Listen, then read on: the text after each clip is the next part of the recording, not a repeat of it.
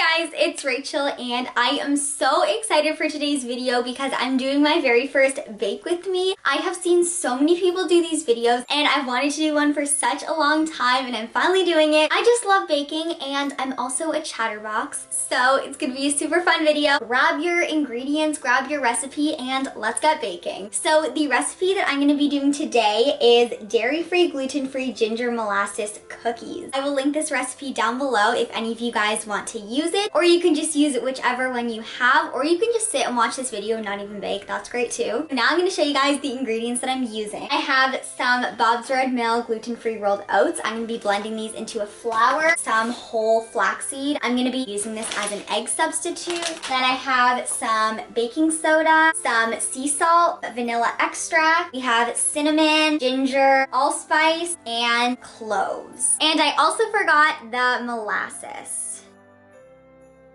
So now I'm gonna start off by blending my oats into flour. I'm just using this little contraption over here. It's like a mini grinder. You can use it for oats, flaxseed, even coffee beans, so this is really cool. I'm just gonna go ahead and plug this in. So we need about 1 cup of oat flour. I'm gonna blend that in quarter cups since this is pretty small. This is 1, and this blends really fast too, so that's cool.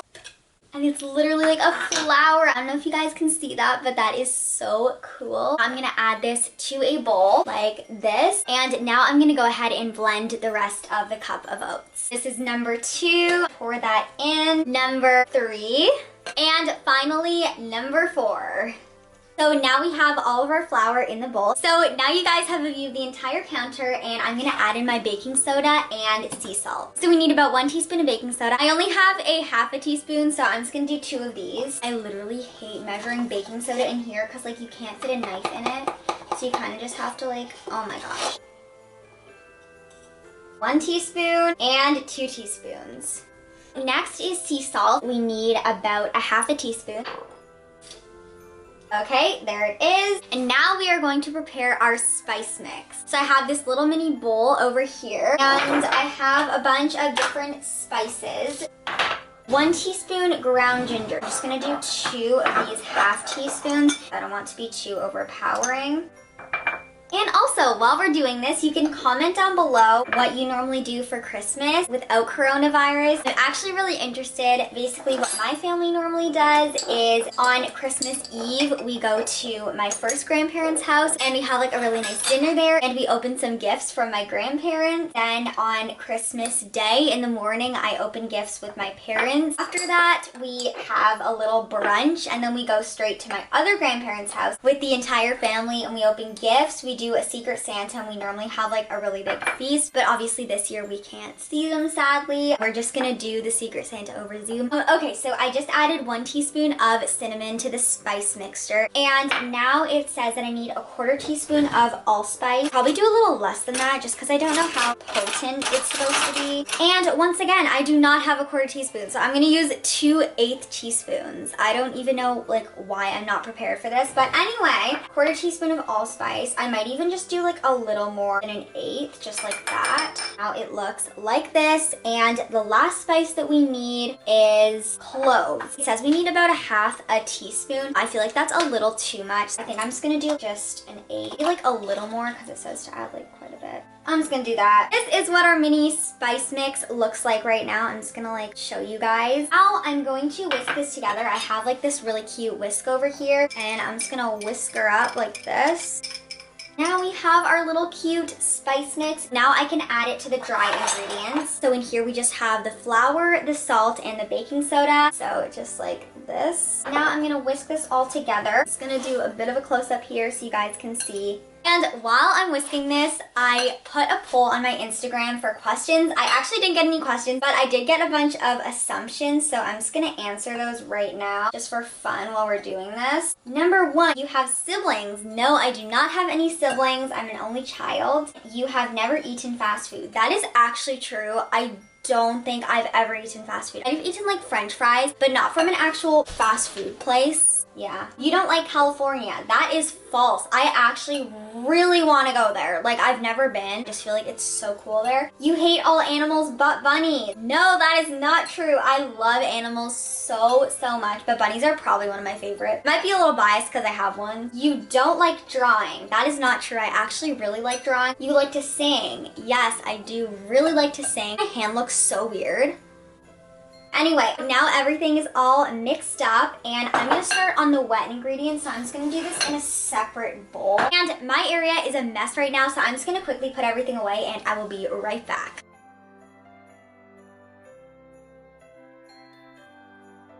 Tablespoon is all clean. Now I'm gonna put 3 tablespoons of water into here. The water is in there. Now I'm just stirring it up. And after a few minutes, it literally turns into such a nice thick consistency. And you can also do the same with milled chia seeds. I actually have some, but I decided to use flaxseed for this recipe. I'm gonna let this sit. And it says that you also have to add in vanilla, but vanilla is like not even on the recipe. I don't know if you guys can see that, but like there's no vanilla. I'm so confused right now. Okay, so since there's no vanilla on the ingredients list, but it says to put vanilla in, I'm just going to put like about 1 to 2 cupfuls, maybe 1.5 or so, just like that. But now I'm gonna mix that in.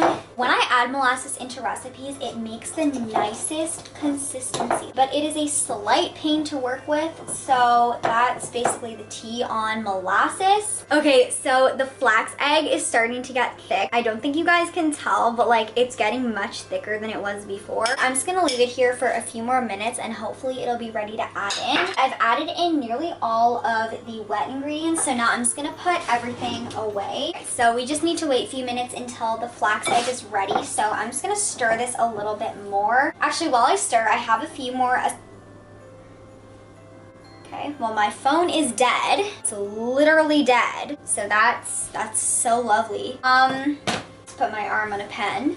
Embarrassing stories. So I'm trying to think of an embarrassing story and I want to do one associated with what I'm doing right now, but like I feel like I don't have one. I actually need more embarrassing stories though. Like I kind of want more because people always ask you and it's like so interesting to hear people's embarrassing stories. And I kind of want more, being totally honest. I only have one that I was super embarrassed about in the 1st grade, I think. Okay, so I'm slightly concerned because our flax egg like isn't really turning into an egg. So I think I'm just gonna have to scrap this and do a chia egg. I have some milled chia seeds here and this one actually has a recipe, and for the other one I was just doing what Google said. I'm just gonna throw this out and then do one with this, and I think it's the same. It's 1 tablespoon of milled chia seeds with 3 tablespoons of water. So I'll be right back. Now we have our chia mix over here. I'm just gonna mix it up and it's looking much more thick already. I'm just gonna leave this to sit for about a few minutes, but this one forms much faster than flax eggs normally do, so I'm gonna let this sit for a bit.